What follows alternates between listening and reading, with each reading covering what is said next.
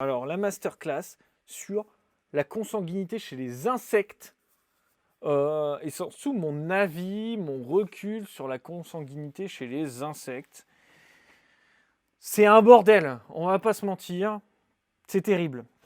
Alors, on va discuter de ça un peu ensemble pendant que je suis en train de préparer mes boîtes pour les Fidipus et puis pendant que je vais les séparer aussi après. Mais faut savoir déjà une chose sur les notions de consanguinité chez les insectes, c'est que très franchement, personne n'est d'accord. Ça, c'est le point commun, c'est que personne n'est d'accord.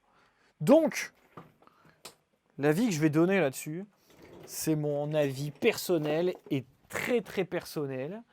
Et après, je viendrai de temps en temps faire appel à des expériences que j'ai pu entendre et des discussions de bourse et autres avec d'autres éleveurs en fait. Parce que concrètement, il n'y a pas grand-chose, il n'y a pas de papier scientifique qui prouve quoi que ce soit. Alors du coup, c'est toujours un peu embêtant parce qu'on ne sait pas où on en est. Bon, la consanguinité chez les insectes et la tenue des lignées dans le temps. Si on veut parler de ce sujet, je pense que la première question qu'on se pose, et pourquoi on se pose cette question, c'est je comprends pas, j'ai fait une reproduction, ça a très bien marché sur une génération. J'ai fait la reproduction, ça a très bien marché sur une seconde génération. Sur une troisième génération, et paf, ça pète et ça marche plus. Bon, ok. Deuxième cas de figure, je fais de la reproduction de papillons par exemple, et en fait, j'ai remarqué que quand je multiplie les générations sur les papillons, les papillons sont de plus en plus petits jusqu'à temps qu'ils soient un peu dégénérés, dans le sens où ils n'arrivent plus à se reproduire, etc. Bon, ça, c'est des constatations qu'on fait tous en élevage. Et en fait, la question qui se pose, et ce qu'on se demande surtout, c'est est-ce que c'est dû à la consanguinité ou est-ce que c'est dû à un facteur extérieur? Parce que on va pas se mentir, on a beau faire ce qu'on veut, on a beau se donner, essayer de faire au mieux et d'apporter les conditions que l'on pense idéales pour les animaux, on est très très loin de ce qui se fait dans la nature.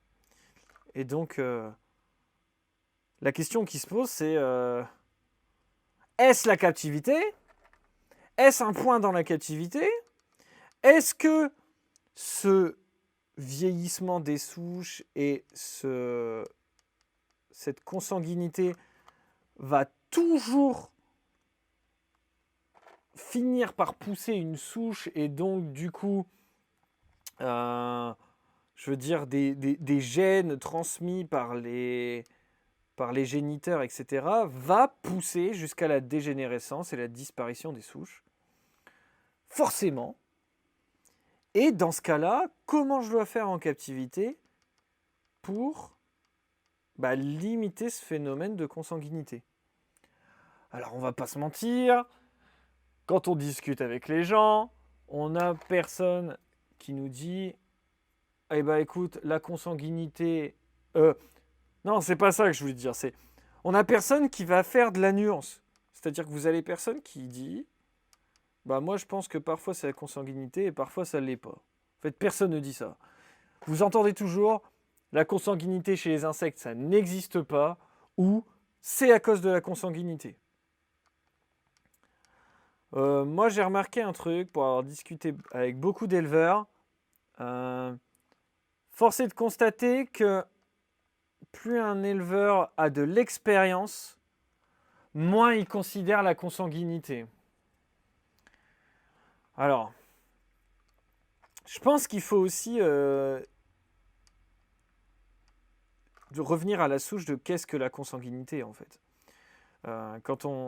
Sans vouloir pousser trop loin la génétique, chaque individu possède une génétique qui est propre à lui et ayant des paires de chromosomes portant des gènes similaires mais avec des versions différentes. Donc, concrètement, la consanguinité chez l'être humain, la consanguinité chez les animaux, elle est problématique parce que ces gènes portant des versions différentes peuvent être altérés, mais comme on a des paires de chromosomes, le deuxième chromosome lui prend le relais en disant « Écoute, toi, t'es foutu, c'est moi qui va expliquer au corps comment gérer la création de la cellule notamment. » Et le souci, c'est que quand on fait de la consanguinité, plus on augmente le taux de consanguinité chez les mammifères notamment, plus on augmente la probabilité d'avoir un gène défaillant qui a été transmis de génération en génération, et plus les générations sont proches, plus on a de chances d'avoir deux versions de ce gène défaillant, et donc du coup d'avoir un gène qui ne fonctionne plus, et donc du coup code mal ce qu'il faut quand il s'agit de créer des cellules ou les reproduire. Et donc du coup, nous, chez les animaux, chez les animaux ou les êtres humains, ça peut conduire à des handicaps physiques, à des handicaps mentaux, à des problèmes de santé, etc. Puisqu'en fait, le corps part sur une mauvaise base, quoi. La question qu'on pourrait aller chercher encore plus loin, et ça, j'ai pas la réponse, c'est est-ce qu'on peut appliquer ça aux insectes ? Parce que bon, il y a quand même pas mal de règles chez les mammifères qu'on peut pas qu'on peut pas adapter aux insectes, qu'on peut pas transposer. Donc du coup, est-ce que la transmission de gènes chez les insectes est la même ou pas ? C'est une bonne question. Et surtout, comment on fait concrètement pour différencier une souche qui va dégénérer parce qu'on la reproduit avec ses pairs d'une souche qui dégénère parce qu'elle n'a pas les conditions optimales de maintenance. Et c'est ça vraiment la grosse question qu'on se pose. Parce que quand on va dans les bouquins, quand on discute avec certains éleveurs, il y en a qui vont vous dire la consanguinité n'existe pas chez les insectes pour la simple et bonne raison que j'ai une souche de phasme, ça fait 20 ans. Ça vient d'une seule femelle que j'ai prélevée dans le milieu naturel. J'ai des papillons, je les reproduis depuis la même souche depuis 25 ans. De temps en temps, par contre, 80% des chenilles meurent. Puis la génération d'après, ça reprend. Par contre, force est de constater que sur certaines espèces, notamment les menthes, on a un regain dans la souche quand on va rajouter du sang neuf. Sauf que ça amène un autre problème, et ça on en discutera un peu après, c'est comment savoir si le sang est neuf. Et ça, c'est une bonne question. Je vois tous vos messages dans le chat. Ce que je vous propose, c'est je continue encore un peu à développer mon idée, et après je lis vos messages et on regarde ça entre nous, ok ? Ça m'évite d'être influencé par vos messages qui ont l'air super intéressants. Pour revenir où j'en étais. Moi, des retours que j'ai, des éleveurs avec qui j'ai côtoyé et de mon expérience en élevage, je me suis longtemps pris la tête pour séparer les souches et avoir du sang neuf, essayer de brasser les souches à un maximum, etc. Sauf que, en fait, vous savez jamais d'où viennent les souches. Et j'avais pris l'habitude, en fait, avec mes menthes orchidées, de brasser les souches systématiquement. C'est-à-dire que il n'y avait jamais des enfants du même couple qui se retrouvaient en repro. Jamais. Ok ? Sauf qu'un jour, j'ai fait ma repro, et en fait, ça n'a pas marché la repro. Et j'ai remarqué, en fait, sur cette souche-ci, que entre les femelle A, femelle B, j'avais accouplé une femelle A avec un mâle B venant de la souche B. Et en fait, la femelle A et la femelle B, elles n'étaient pas exactement pareilles chez les menthes orchidées. Et après discussion avec des éleveurs, eh ben c'est pas compliqué. Hymenopus coronatus, on la trouve en Thaïlande, mais en Malaisie aussi. Et il y a beaucoup de retours d'éleveurs. Si vous accouplez la souche de Thaïlande avec celle de Malaisie, eh ben ça marche pas la plupart du temps. Et je ne sais plus laquelle est laquelle, mais en gros, il y a une souche qui est beaucoup plus blanche adulte et une souche qui est beaucoup plus verte. Et donc, du coup, ça remet tout en question, en fait, parce que en captivité, quand on sort des espèces du milieu naturel, pour avoir été en Guyane et pour avoir été chasser un peu les menthes, faut pas vous leurrer, hein. La plupart du temps, on sort une seule femelle, 2. Parfois, on démarre des souches à partir d'une ootech. Et avec cette ootech, avec cette femelle, on va réussir à tenir des années. Et donc, du coup, c'est une bonne question à se poser sur cette gestion des souches. On va prendre un exemple concret.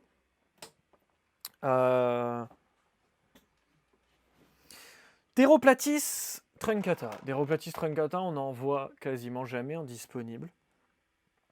Pourtant, pour avoir fait l'expérience, quand on a un mâle, une femelle, et qu'on les met ensemble, ça se reproduit très facilement, les femelles pondent très facilement, et quand ça marche, il y a énormément de bébés. Donc, consanguinité. Donc, il faut mixer les souches.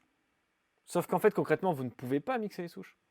Puisque, en fait, des zoothèques et des femelles trouvées dans la nature, il n'y en a pas tous les 4 doigts, en fait. Et donc, on remarque que quand il y a une zoothèque qui sort de la nature, ou une femelle qui sort de la nature, pendant 1 an et demi, 2 ans, on en retrouve partout en Europe des individus. Jusqu'à temps que la souche dégénère et qu'elle disparaisse. Et moi, de tout ce que j'ai discuté, de tous les éleveurs avec qui j'ai discuté de ça, beaucoup mettent en cause la nourriture en captivité. Et donc c'est un paramètre. C'est un paramètre. La nourriture, ça aurait pu être la température, l'humidité, la pause hivernale. En gros, ce que je veux vous faire comprendre, c'est que quand un éleveur va louper une reproduction, il va dire « Oh, la souche a été pourrie. Oh, la souche a été pourrie. » Mais en fait, il dit ça parce qu'il n'en sait rien, concrètement. On ne sait jamais si la souche elle est pourrie, on ne sait jamais ce qui se passe, on ne sait jamais pourquoi ça ne marche plus. Et donc, du coup, je pense que ce qui est important à se mettre dans la tête, c'est que le meilleur exemple, à mon sens, c'est les menthes, mais ça marche aussi pour les coléoptères, ça marche aussi pour les phasmes, et ça marche globalement pour tous les insectes. L'insecte, il va se développer pendant plusieurs mois. Et tout au long de ces mois, il va développer notamment ses organes reproducteurs. Et en fait, c'est pas hop, magie, hop, on est un scarabée, hop, on passe en nymphe, et hop, on est adulte, et hop, tout va bien. Et si on a réussi à être adulte, tout marche normalement. Mais non, en fait. Et moi, mon avis, c'est que je pense que la nature est faite de manière à esquiver la consanguinité pour pouvoir brasser génétiquement et aussi faire que les individus se déplacent. Si on est sur un milieu fermé, clos, il y a des mâles, il y a des femelles, il n'y a pas besoin d'aller plus loin, il n'y a pas besoin de bouger, il n'y a pas d'intérêt. Si vous voyez la plupart des espèces d'insectes, le mâle sort avant la femelle, il est adulte avant la femelle, et il cherche la femelle, donc il se barre. Ça permet d'éviter la consanguinité, et ça permet surtout de bouger les individus, et que il n'y ait pas une population qui soit regroupée à un endroit et qui disparaisse suite à la disparition de cet endroit. Donc il y a ça. Et de deux, moi personnellement, mon avis, avant de lire vos messages, c'est que je suis pas certain que la consanguinité, elle a vraiment à faire en tant que comment dire, que raison principale de la dégénérescence d'une souche. Pour moi, c'est un tout. Et c'est tellement de paramètres que même si on faisait des expériences scientifiques, on serait incapable de le prouver. Parce que des paramètres naturels, il y en a des tonnes. Juste comme ça. La température, l'humidité, la pression atmosphérique, comme j'ai dit tout à l'heure, le delta entre température maximale, température minimale, le changement d'environnement au fur et à mesure de l'année, le changement d'environnement dans une journée, la, la, la- comment dire, l'exposition à du stress, l'exposition à de la lumière, l'exposition aux UV, la diversité de nourriture qu'on va trouver, proies qui, elles, se nourrissent sur une diversité de choses différentes. Force est de constater que il y a tellement de de facteurs que c'est difficile d'accuser la consanguinité. Donc là, on parle que des insectes. Si on regarde bien aussi, on peut vite se rendre compte, en parlant insectes purs et durs, qu'on a beaucoup plus de soucis avec les menthes, typiquement pour garder des souches, avec les papillons, avec les insectes prédateurs en général, en fait. Papillons, c'est le deuxième cas. Moi, je pense qu'on a beaucoup plus de problèmes avec les insectes prédateurs à cause de la diversité alimentaire qu'on ne peut pas leur fournir. Et ça, on a beau faire ce qu'on veut, on est incapable de fournir la diversité alimentaire qu'ils ont dans la nature. Et c'est un gros souci. Parce que dans la nature, ils bouffent de tout. Et ça, c'est hyper important. Et c'est pour ça qu'on voit qu'on arrive beaucoup plus à reproduire des souches dans le temps de scarabées notamment. Parce que les scarabées, quand on arrive à reproduire plus ou moins la même nourriture qu'ils ont dans le milieu, notamment avec des substituts tels que le flake oil, etc., et ben on arrive à faire tenir des souches sur 20 ans, 25 ans, même 30 ans, 40 ans. Et ça vient de la même femelle. Par contre, quand on est sur des animaux qui bouffent des proies, comment voulez-vous qu'on leur offre la diversité qu'il y a dans la nature? C'est impossible. Et sur les papillons, clairement, je pense que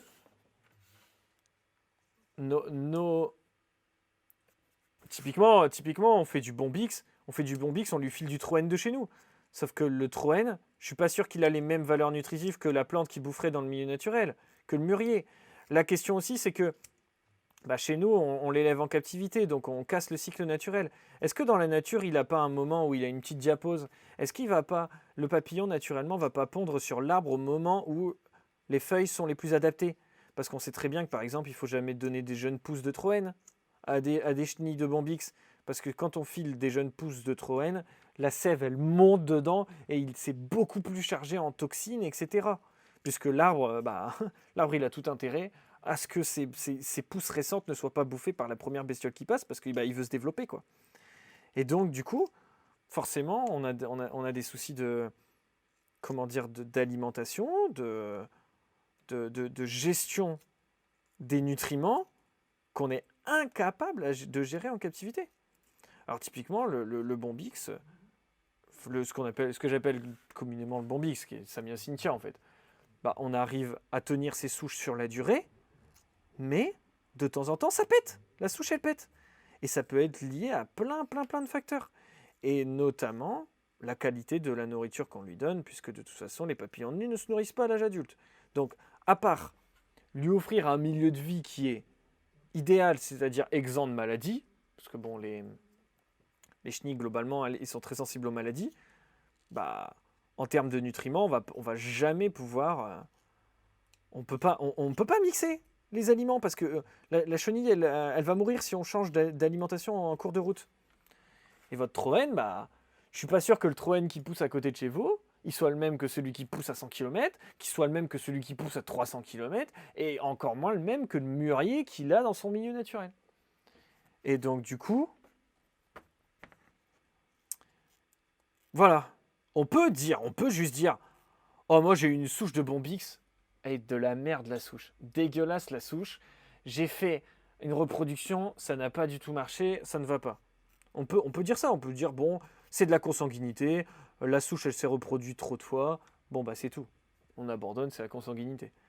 Mais en fin de compte, est-ce que c'est pas aussi les générations successives sur des conditions de vie pas idéales qui font que bah, la fécondité, elle prend dans la gueule, le développement des organes génitaux, etc., la sensibilité aux phéromones fait que bah, ça marche plus, quoi.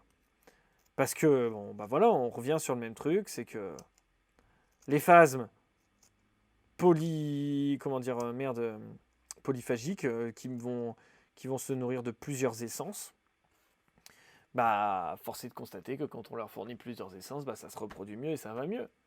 Et même si les souches, c'est les mêmes depuis des années, quoi. Donc, voilà un peu mon avis sur la consanguinité au niveau des insectes. Je voudrais faire une petite aparté sur les araignées. Parce que les araignées, c'est pas des insectes.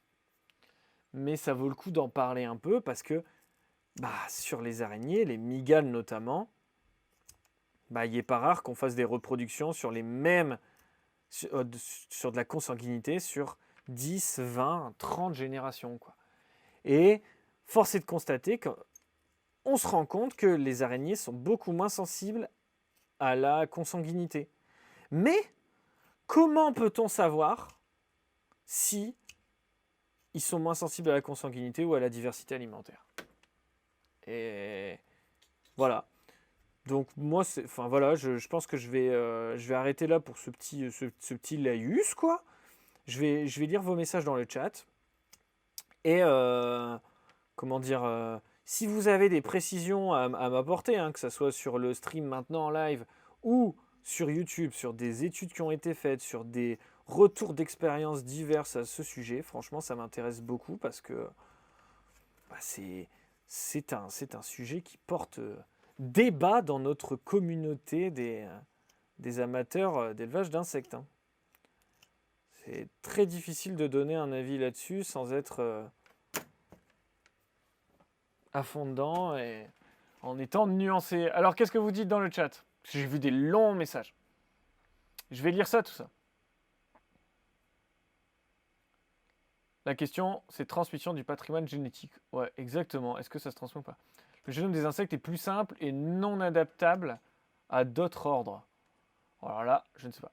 Je pense que ça peut être vrai si tu bases tout ton cheptel d'une espèce qu'en n'ayant qu'un couple au départ ou sur plusieurs générations, pas un ou deux.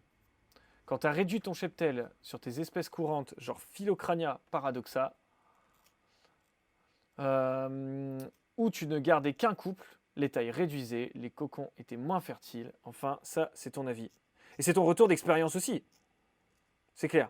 Après, le souci que je vais... Tu vois, si je veux un peu être à contre-courant avec toi, Ako, c'est que l'échantillon est trop faible pour pouvoir en tirer des conclusions. Parce que tu peux très bien avoir un mâle qui était un peu moins fertile, une femelle un peu moins fertile, ou des individus qui n'ont pas eu une croissance idéale, que ce soit de ta faute ou pas. Faut pas oublier non plus que quand une Phylocrania femelle, elle se porte bien, elle va faire des bébés, elle va en faire peut-être 80 ou 100 dans sa vie. On ne peut pas affirmer que sur tous ces bébés, tous auront une croissance idéale, etc. Et donc auront une fertilité idéale qui donneront de beaux bébés. Je pense que c'est pareil chez nous les humains, sans être consanguins ou avec un pourcentage de consanguinité minimum. Il y a des gens qui sont stériles, ou alors qui sont infertiles, mais qui vont pouvoir avoir des enfants avec des traitements. Bon, c'est de l'anthropomorphisme, hein, je fais pas de comparaison, mais tu vois ce que je veux dire? Donc du coup, c'est difficile à dire. Quand tu gardes que genre 2 ou 3 couples, bah, est-ce que c'est vraiment la consanguinité avec le temps ou c'est ceux-là qui n'étaient pas terribles? par la force des choses et on ne peut pas le savoir, tu vois. C'est une bonne question. Jackpot. Oh là là là, Jackpot, qu'est-ce que tu me dis? Tu es en classe préparatoire BCPST bio et tu penses avoir que la consanguinité affecte une même lignée. D'une part, on le verrait par le phénotype ou le comportement, comme tu disais, mais aussi comme les végétaux sur la résistance génique. Après la dégénérescence des lignées, sûrement une combinaison des deux. On observe par exemple chez certains serpents des aberrations phénotypiques dues à la variation en élevage qui ne sont pas présentes en captivité. Alors le phénotype, pour ceux qui ne savent pas, le phénotype c'est tout simplement l'apparence de l'animal. Un animal qui devient plus petit, c'est une différence de phénotype. Un animal qui perd ses couleurs, différence de phénotype. Ou alors des animaux qui avec la captivité vont développer des changements de comportement. Partant du principe que tous les autres grandes lignées du règne animal sont affectées, les insectes le sont également, probablement. Ben ça, c'est une bonne question. Et malheureusement, j'essaye de ne pas me fier à ça parce que les insectes, c'est quand même des animaux qui sont beaucoup plus vieux que tout le reste des animaux. Ça n'a aucun rapport. Les insectes étaient là bien avant et sont bien plus primitifs que tous les autres animaux sur la planète. Donc, est-ce qu'ils ont le même mode de fonctionnement ? Je ne suis pas certain. Si c'est un mélange des deux phénomènes, on ne peut pas forcément différencier un problème de consanguinité ou d'environnement. Ouais, c'est clair. Afin de lutter du problème de consanguinité, comme en parc animalier, il faudrait faire de la repro avec des mâles venant d'ailleurs. Mais c'est complexe à mettre en place. Et oui, et ça revient à un point que je voulais parler et que je n'ai pas abordé. C'est que comment vous savez d'où ça vient? Comment vous faites pour tracer les souches? Comment vous faites pour savoir que l'éleveur qui vous l'envoie, ça ne vient pas de la même femelle au départ? Parce que sur les mantes, je peux vous assurer qu'il y a beaucoup de mantes qu'on a en captivité qui viennent d'une seule oothèque ou d'une seule femelle. Et donc du coup, sur des espèces un petit peu spécifiques, ou des espèces récentes, qui n'ont pas forcément été élevées en captivité, je peux vous assurer que mélanger les souches ne sert à rien puisque tout vient du même endroit. Après, en fonction des nucléotides affectés avec les processus de réplication de l'ADN, tous les nucléotides ne sont pas transcrits et donc ne se retrouvent pas ce problème de consanguinité. Lors de la synthèse des protéines, donc en fonction des individus, espèces, gènes, ça expliquerait la différence de temps en temps de la dégénérescence. Ouais, ce que tu nous expliques, c'est qu'en fonction du gène qui est touché par une dégénérescence, elle ne va pas forcément se transmettre aux autres et donc du coup, c'est un peu la roulette, quoi. Est-ce que je pense que certaines variétés d'espèces ont déjà été sélectionnées pour leur résistance à nos conditions d'élevage pas optimales? Je pense que Bort, c'est pas compliqué. C'est que globalement, nous, en tant qu'éleveurs d'insectes, on fait tout pour que les élevages fonctionnent tout le temps. Et globalement, des fois, ça marche pas, quoi. Donc, par la force des choses, les espèces que tu vois régulièrement en captivité et qui tiennent bien la captivité sont des espèces qui ont été sélectionnées pour leur résistance en captivité parce que sinon, elles ne seraient plus là. Après, je ne pense pas que ce soit forcément naturel. Moi, ce que je fais à l'élevage, c'est que j'ai tendance à ne pas m'occuper le mieux de mes animaux, à part vraiment quand j'ai des points un peu précis. Mais là, par exemple, sur les fidipus, je ne vais pas vous mentir, une fidipus qui ne veut pas manger des proies qu'elle devrait manger par rapport à sa taille, elle mange la proie ou elle meurt. Là, j'en ai ramassé 3 ce matin qui étaient mortes parce qu'elles n'arrivaient pas à manger. Je ne vais pas les garder, je préfère les mettre de côté. Tout simplement. Faire une espèce de sélection naturelle avec les individus pour que ça soit toujours les plus costauds qui survivent. Cette sélection, moi, je la fais directement dans mes boîtes de mes menthes en les laissant le plus longtemps possible ensemble avant que ça soit un massacre, bien sûr. Parce que je pense que c'est important de les sélectionner si on veut avoir des élevages qui ne soient pas déconnants à long terme.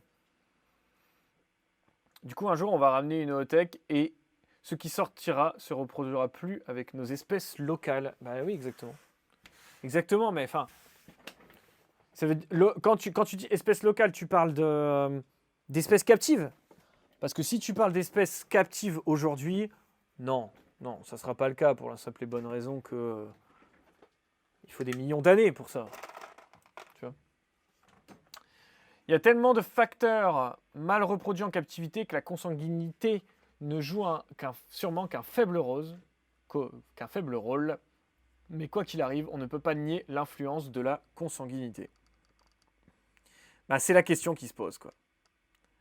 On ne peut pas nier l'influence de la consanguinité, mais ce sont des insectes. Et est-ce que les insectes ont le même fonctionnement génétique que nous? Je suis pas sûr. En parlant de papillons, t'as tes Bombix et Riz qui sont sortis et ça a fait du slip. Ah bah ça, c'est sûr. Rien que la différence des tanins, teneur en glucides, forme de glucides, etc., ça influe forcément.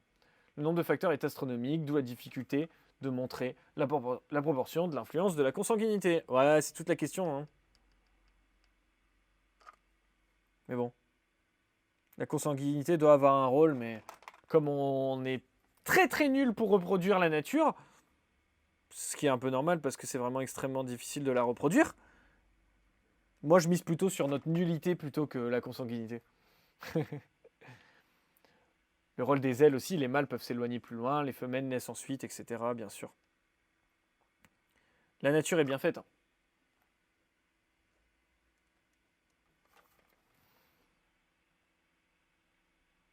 C'est pour ça, au sein d'une même espèce, on peut définir des localités dues à la production de certaines protéines, car les végétaux mangés ne sont pas exactement les mêmes entre deux localités. Ouais, c'est clair. C'est clair, c'est clair. Dans la théorie pure et dure, il faudrait étudier le génome des arachnides ainsi que leur processus de sélection génétique et la prévention des mutations. On serait alors en mesure de comparer différentes espèces de l'ordre des insectes et comparer la résistance à la consanguinité. J'avoue. Mais là, on entre carrément sur un processus scientifique qui n'est pas du tout de mon ressort. Voilà. Donc j'espère que ça vous a plu un peu cette explication globale, cette masterclass, entre gros guillemets, sur l'influence de la consanguinité en captivité. Et puis on se retrouve lundi prochain pour une nouvelle masterclass, si celle-là vous a plu.